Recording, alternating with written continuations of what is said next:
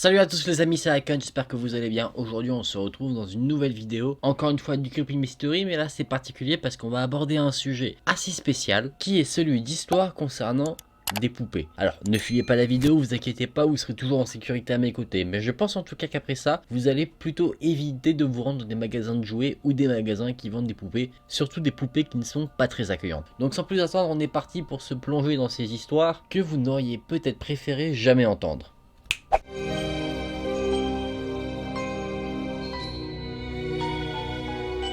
Cette première histoire concerne une petite fille qui s'appelle Lucie. Le matin de son anniversaire, sa mère l'a réveillée et lui a dit qu'un colis était arrivé pour elle et qui lui était directement adressé. La petite fille était toute contente, forcément elle se dit chouette, mon premier cadeau, et du coup elle va chercher son colis de manière assez précipitée. Elle l'ouvre et c'était pas du tout ce à quoi elle s'attendait. À l'intérieur de ce colis se trouvait une horrible poupée. Clairement une poupée qu'une petite fille n'aurait pas voulu avoir, parce qu'elle est totalement moche. Moi je vois la poupée, ça me fait déjà des frissons, et je peux te dire que je la renvoie direct à l'envoyeur. Même pas, je la brûle direct. En tout cas, l'anniversaire s'annonce déjà bien. La peau de la poupée était craquelée, comme si elle avait été brûlée. On avait l'impression, en tout cas de visu, qu'elle était super sale. Et le pire sur cette poupée, c'était ses dents. Elles étaient longues, pointues, jaunes, ce qui donnait au visage de la poupée une expression assez sauvage, comme si c'était un animal. Assez énervée, Lucie a pris la poupée, elle l'a balancée dans un coin de la pièce. Faut la brûler, faut pas la balancer, faut la brûler. La mère a pris sa fille et l'a littéralement engueulée parce qu'il lui dit que quelqu'un s'est quand même donné du mal pour lui envoyer ce cadeau. Elle dit également que c'est une poupée antique et du coup Lucie devrait en prendre plutôt grand soin plutôt que de la jeter.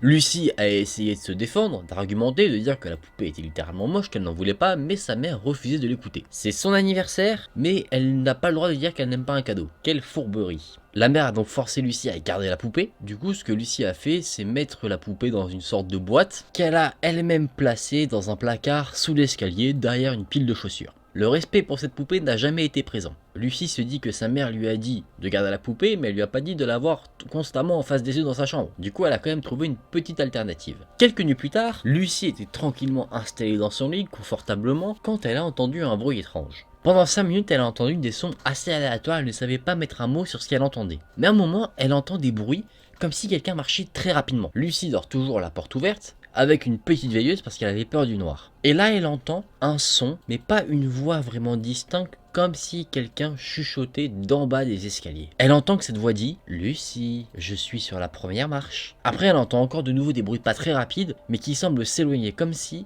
le bruit venait et repartait en continu. Lucie est totalement terrifiée, du coup elle ne ferme pas l'œil de la nuit. Le lendemain matin, elle décide d'expliquer ce qu'elle a entendu à sa mère, et sa mère a dit « T'inquiète pas ma chérie, c'était juste un rêve ». Elle était tellement fatiguée que Lucie ne se souvient plus forcément très bien de ce qu'elle avait entendu cette nuit-là. Du coup elle se dit « Effectivement, je dois être fatiguée, j'ai fait un cauchemar, ça arrive ». Pourquoi sont-ils aussi crédules à chaque fois? Vous allez voir avec la suite de l'histoire qu'ils auraient dû s'en méfier un peu plus. Lucie, quand même inquiète, supplie ses parents de pouvoir jeter la fameuse poupée qu'elle avait reçue. Mais les parents restent sur leur position, ils insistent également de leur côté sur le fait qu'elle doit la garder. Donc le soir, Lucie retourne au lit, en essayant de se convaincre elle-même que ce qu'elle avait vécu la veille n'était qu'un cauchemar, et que du coup, les bruits qu'elle a entendus, c'était dans sa tête. Lucie, la nuit, était en train de dormir tranquillement, quand elle a été réveillée par les mêmes sons que la veille. Elle va encore entendre une voix, la même voix qu'elle avait entendue la veille, qui va lui dire cette fois-ci « Lucie, je suis sur la 4e marche ». Et encore une fois, après, elle entend des bruits de pas rapides qui semblent s'éloigner, et c'est la dernière phrase qu'elle entend cette nuit-là. Lucie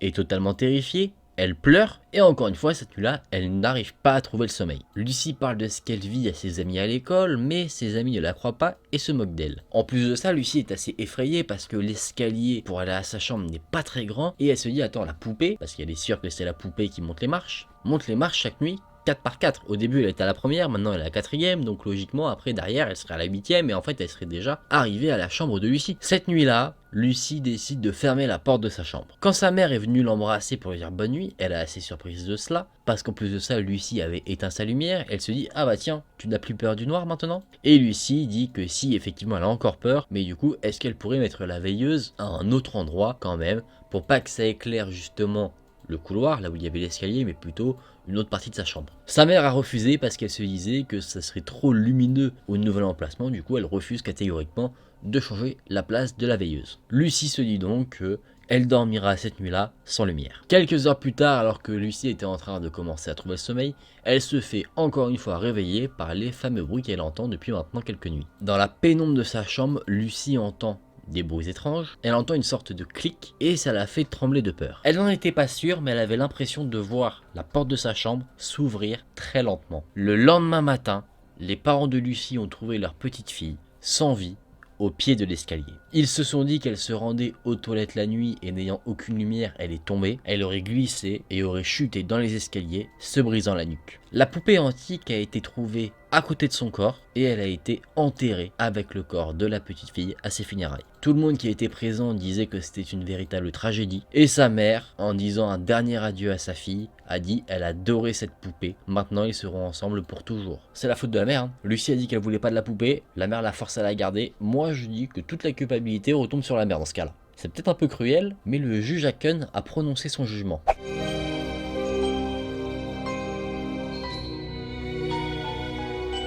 Je vais maintenant vous raconter une histoire concernant une fille et une poupée. Je sais à quoi vous pensez maintenant, vous vous dites que vous connaissez déjà un peu ce type d'histoire, une petite fille voudra la poupée, on va lui acheter, la poupée va avoir des comportements très étranges et elle va tuer tout le monde. Eh bien sachez que dans cette histoire-là vous avez tort, c'est une histoire légèrement différente quand même. Apparemment ça s'est passé en 2009, quand j'avais 16 ans. Un jour je marchais en rentrant de l'école et j'ai remarqué qu'il y avait une nouvelle famille qui avait emménagé dans le quartier. Ils avaient emménagé dans la maison au bout de ma rue et les nouveaux habitants étaient un couple marié qui avait une petite fille qui avait l'air d'avoir aux alentours de 6 ans. Elle portait des vêtements blancs, des chaussettes blanches et des chaussures noires. Ses cheveux étaient longs et noirs et elle portait entre ses mains une poupée. La poupée avait de longs cheveux noirs, des vêtements blancs. En vérité, cette poupée avait exactement le même look que la petite fille du couple. C'était comme si c'était une version miniature de celle-ci. Tous les jours en rentrant de l'école, je voyais cette petite fille. Elle était toujours assise devant sa maison, elle berçait sa poupée dans ses bras et me regardait passer. Il y avait quelque chose dans son regard quand elle me regardait, quelque chose de froid, de sombre, qui me rendait extrêmement mal à l'aise. La nuit, je n'arrivais pas à dormir, j'étais pris par des terribles cauchemars et à chaque fois, je me réveillais en sueur. Je ne me rappelais pas très bien des cauchemars que je faisais, les seules choses dont je me souviens, c'est que la petite fille et sa poupée étaient présentes dans mes rêves. Ça arrivait chaque nuit et le manque de sommeil commençait à me peser énormément. Il y avait une vieille femme qui vivait à côté de la maison de ce couple qui était assez commère. Elle savait vraiment tout sur ce qui se passait dans le quartier. Elle n'arrêtait pas de fourrer son nez dans les affaires des autres. Un jour, alors que je rentrais de l'école, cette vieille femme m'a attrapé par le bras et elle me disait qu'elle avait quelque chose d'important à me dire. Elle voulait me parler de la famille qui avait emménagé au bout de la rue et elle me disait également que je ne devais pas les contrarier. Ce ne sont pas des gens bien, j'ai entendu dire qu'ils déménageaient très souvent et qu'à chaque fois, ils ne restaient jamais bien longtemps dans leur habitation. Et leur fille, savais-tu qu'elle avait été adoptée? Elle a clairement un problème dans sa tête. J'ai entendu des rumeurs qui disaient que cette petite fille était la création du diable et que la poupée qu'elle porte toujours avec elle est un démon fait à son image. Après qu'elle m'ait dit tout ça, j'ai levé les yeux au ciel et je me suis dit qu'elle devenait totalement folle. Mais j'ai assez vite compris que j'aurais dû la croire. Quelques jours plus tard, quelqu'un a frappé à notre porte d'entrée. Quand j'ai ouvert la porte pour voir qui c'était, il y avait une jeune femme qui se tenait devant moi. C'était la mère de la petite fille à la poupée. Elle m'a dit bonjour et m'a demandé si je pouvais lui rendre un petit service. Je lui ai répondu que bien sûr et je lui ai donc demandé ce que je pouvais faire pour elle. Elle m'a dit que quelque chose d'inattendu s'était passé, qu'elle devait se rendre quelque part et que son mari n'était pas rentré de son travail encore. Elle devait s'absenter quelques heures, donc elle m'a demandé si je pouvais babysitter sa petite fille. J'ai répondu que ce serait avec grand plaisir et que je souhaitais savoir le nom de cette fameuse petite fille. La mère m'a répondu Lisa et qu'elle devait partir urgemment. J'ai donc suivi cette femme jusqu'à sa maison. J'ai attendu dans le salon quand elle s'est précipitée à l'étage. Quand la mère est revenue, elle était avec sa petite fille et là, j'ai sursauté. Lisa avait des yeux totalement noirs et elle tenait toujours sa poupée entre ses mains. Je ne sais pas pourquoi, mais d'un coup, la poupée m'a terrorisé. Peut-être que c'était parce que cette poupée ressemblait beaucoup à la petite fille. Avant que je n'ai l'opportunité de décliner la demande de la mère et que je rentre chez moi, elle était déjà partie vers sa voiture pour aller régler ses affaires. Sans un mot, Lisa s'est précipitée vers moi et m'a saisi la main. Sa main était très froide. J'ai senti mes poils s'hérisser sur mon corps. Lisa m'a dit « Joue avec moi, Nous sommes allés à l'étage, dans sa chambre, mais dès que j'ai fermé la porte, je me suis senti extrêmement mal à l'aise. Il y avait une odeur étrange qui me dérangeait. Je ne savais pas ce que c'était, ni d'où ça venait. J'ai joué avec Lisa pendant au moins 30 minutes, quand j'ai senti ma poitrine se serrer. J'avais mal à l'estomac, j'avais des nausées, comme si j'allais vomir. J'ai dit à Lisa que je devais partir, et là, soudainement, Lisa s'est levée et a crié « Non ».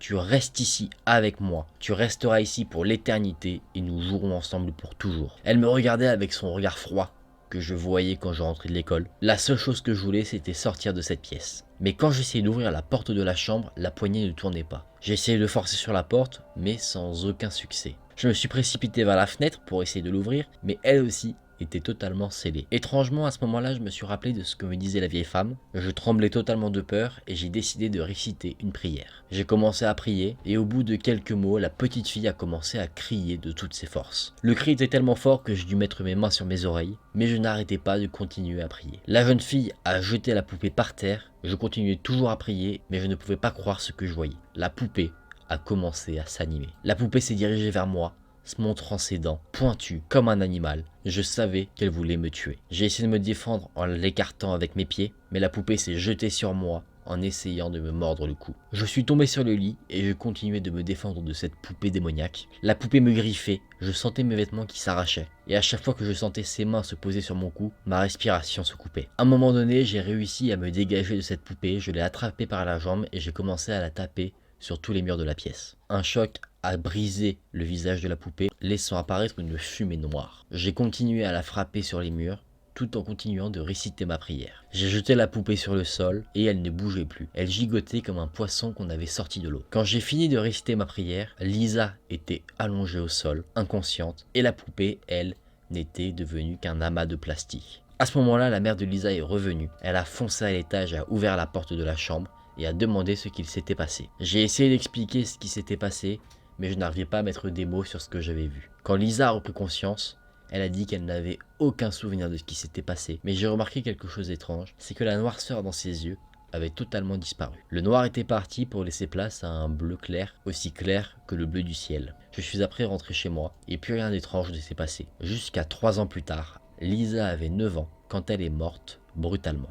Elle avait bu une bouteille entière d'eau de javel. Elle est morte dans d'atroces souffrances en criant d'agonie. Les docteurs ont dit que c'était sûrement dû à un accident, mais tout le monde suppose qu'elle s'est enlevée elle-même sa propre vie. Ses parents étaient dévastés, personne ne pouvait expliquer réellement pourquoi une fille aussi jeune aurait fait quelque chose pareil. Une semaine après ses funérailles, son père et sa mère ont déménagé. Cet endroit leur rappelait beaucoup trop de mauvais souvenirs. Pendant qu'ils rangeaient les affaires de Lisa, ils ont trouvé une photo derrière un miroir. C'était une photo de Lisa et de sa poupée. De l'autre côté de la photo, il y avait quelque chose de marqué avec une écriture d'enfant. Elle est revenue vers nous et tous ceux qui répondront à notre appel seront condamnés pour l'éternité. Les amis, c'est ici que s'arrête cette histoire. Alors là, il y a beaucoup de choses. Je pense qu'en fait, la petite fille, sachant qu'elle a été adoptée, alors c'est mon explication, mais je pense que elle aurait fait des choses, une planche de Ouija, quelque chose comme ça. En tout cas, elle a essayé de rentrer en contact avec les morts. Je pense avec ses parents biologiques pour savoir ce qui leur est arrivé. Sauf que ceux qui ont répondu à l'appel, ce ne sont pas ses parents, mais ce sont des démons et c'est comme ça en fait, elle aurait été peut-être possédée par l'intermédiaire de sa poupée ou directement en elle et du coup elle a été condamnée du coup directement après ça. Et je pense que c'est ça du coup l'explication du pourquoi la petite fille était comme ça, un peu possédée. Après je sais pas pourquoi elle s'est enlevée la vie par contre derrière, ça c'est un mystère. Donc si vous avez des théories, n'hésitez pas à me le dire en commentaire parce que là par contre je sèche un petit peu. Je vous ai raconté l'histoire à la première personne parce que c'était beaucoup plus immersif, ça aurait été beaucoup trop compliqué de raconter comme une histoire vraiment d'un point de vue extérieur. Donc j'espère que vous aurez bien frissonné quand même avec ce récit.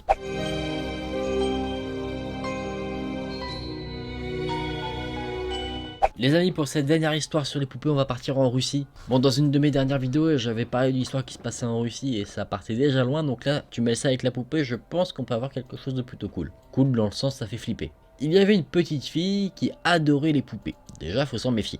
Sa mère et son père l'ont emmenée pour faire du shopping et lui ont dit qu'elle pourrait s'acheter un nouveau jouet. Je pense qu'on s'attend fortement à ce qu'elle va choisir. La petite fille s'est baladée dans tout le magasin en recherchant le fameux jouet qu'elle allait avoir et elle allait trouver sur une grosse boîte de poupées. Et là, au milieu de cette boîte, elle tombe sur la poupée en porcelaine la plus magnifique qu'elle a jamais vue. La petite fille a donc montré la poupée à son père, il a demandé si elle pouvait avoir cette poupée-là.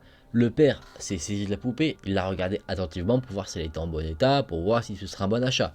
Et pendant qu'il la regarde, les yeux de la poupée qui étaient bleus sont devenus rouges tout d'un coup. Le père a eu peur, il a lâché la poupée d'un coup comme si c'était quelque chose de chaud qu'il avait entre les mains. Et le père dit naturellement, je suis pas fan de cette poupée là, quelque chose me perturbe. Il refuse donc d'acheter cette poupée là à sa fille. La fille, qui veut quand même vraiment beaucoup cette poupée, pose donc la question à sa mère. Sa mère dit donc, ton père n'aime pas cette poupée, tu devrais en choisir une autre. Mais la petite fille reste sur ses positions, elle dit, je la veux, je la veux, je la veux. Donc finalement, la mère décide de elle donner son accord pour acheter cette poupée. Plus tard ce jour-là, le père était en train de se préparer pour partir en voyage d'affaires, toujours un peu perturbé par le nouveau jouet de sa fille. Du coup, avant de partir, il décide de lui donner une note où il avait marqué « Ma chérie, ne dors pas avec cette poupée ». La petite fille a joué avec sa poupée toute la journée et au moment d'aller dormir, elle s'est mise dans son lit et la poupée l'a mise sur la table de nuit. Quelques minutes plus tard, la jeune fille a été réveillée par des bruits assez étrange et du coup elle s'est assise dans son lit pour essayer de voir ce qui se passait. Dans la pénombre, elle voyait juste deux yeux rouges assez globuleux. Elle se disait que ça devait être un effet de lumière de quelque chose, du coup elle décide de se frotter les yeux. Quand elle a de nouveau posé son regard sur les fameux yeux rouges mystérieux, les yeux rouges s'étaient rapprochés un peu plus d'elle. Elle se dit attends mais qu'est-ce qui se passe? Du coup elle décide de se refrotter les yeux, elle regarde à nouveau ce qu'elle avait vu et là les yeux rouges sont encore plus près. Et là elle entend le souffle de la poupée qui dit allonge-toi sur l'oreiller, je te promets que je ne t'étoufferai pas. La petite fille fait ce qu'on lui dit, elle s'allonge sur l'oreiller et là la poupée étouffe la petite fille à la mort. Cette poupée est une mytho, d'accord, t'as confiance comme ça et puis on te dézingue. Entendant quand même des bruits, la mère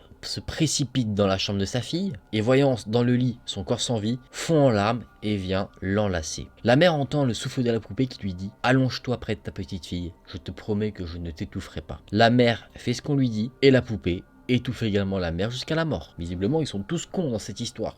À quel moment tu te dis j'écoute une poupée et je fais ce qu'elle me dit? La petite fille encore passe encore parce qu'elle est petite, peut-être naïve, mais la mère, déjà tu te dis t'as une poupée qui parle, pourquoi tu l'écoutes? Quand le lendemain matin le père rentre chez lui, il appelle sa femme et sa fille qui naturellement étant décédée ne répondent pas. Il monte donc à l'étage, il se rend dans la chambre de sa fille et là il est horrifié par le spectacle qu'il voit. Il voit sa femme et sa fille sans vie. La poupée était également sur le lit, elle est assise entre les deux corps. La poupée est animée et elle est en train de rire avec une voix des plus terrifiantes. Le père est enragé, il se saisit de la poupée et la frappe de toutes ses forces contre le sol. La poupée est détruite, mais malheureusement, sa femme et sa fille, eux, sont bien morts. Et c'est là que se termine cette histoire. Cette histoire, c'est l'histoire de la bêtise. Je vous ai déjà dit pourquoi. On n'écoute pas une poupée qui te dit de t'allonger. Si on dit je ne fais pas te tuer, c'est qu'on va clairement te tuer. Bon les amis, j'espère que ces petites histoires vous auront plu.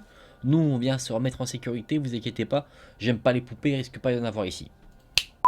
Les poupées de la mort, les poupées d'os de la muertos quoi. Ça faisait longtemps que dans les histoires que j'avais racontées, il n'y avait pas de situation où les gens qui sont victimes sont totalement débiles. Et du coup bah ça arrivait. Mais cette dernière histoire, elle me tue, elle me tue. De toute façon je vous l'avais dit, je vous avais dit que ça se passait en Russie, ça allait forcément être perché quelque part. Mais sinon les poupées, vous en voulez une ou pas? Pour moi le choix est vite fait. J'ai jamais aimé ça. J'ai toujours trouvé ça, avant de voir des films d'horreur ou d'autres choses dans ce genre-là concernant les poupées, je n'ai jamais aimé ça, les poupées en porcelaine et tout. T'as toujours l'impression qu'elles te regardent, c'est... Oh. Les amis, j'espère que ces trois histoires vous auront plu, que vous aurez ressenti un très grand frisson en les écoutant. Si cette vidéo vous a plu, n'hésitez pas à liker la vidéo et à vous abonner à la chaîne. Nous, on se retrouve très vite dans une prochaine vidéo. Salut!